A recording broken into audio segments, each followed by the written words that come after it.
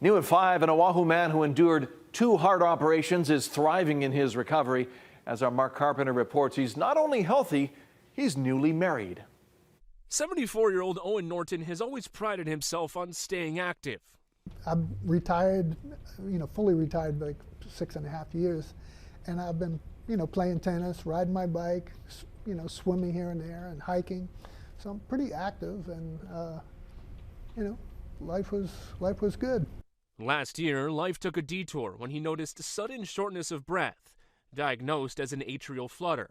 The cardiology team at Straub quickly helped him get it resolved, but then months later, problems returned. He started to have shortness of breath and limitation again in his physical activity.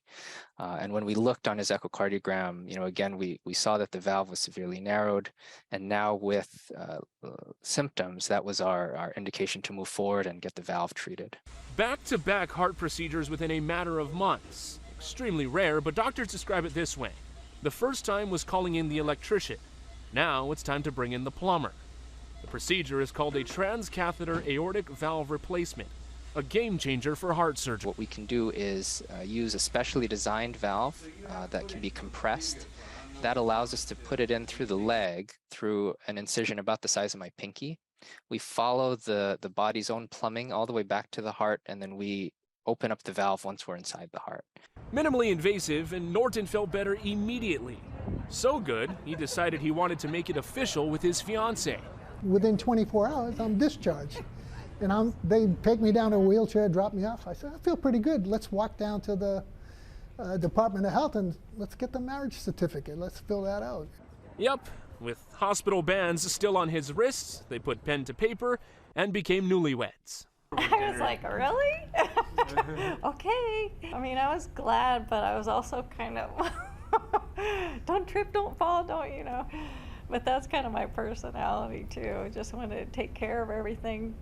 But he just walks right in there, and probably the biggest struggle was getting through the computer paperwork for us. Shortly after, he was back to physical activity, and they're now traveling the world. His advice? Pay attention to the signs and get help. For me, the shortness of breath, I'm saying, wow, it's just, I can't catch my breath, and wait a second, I'm not that bad out of shape. Why? And it didn't get better. So the thing is, it was easy. I mean, I couldn't believe how easy it was. And for him, fulfilling for the heart in more ways than one.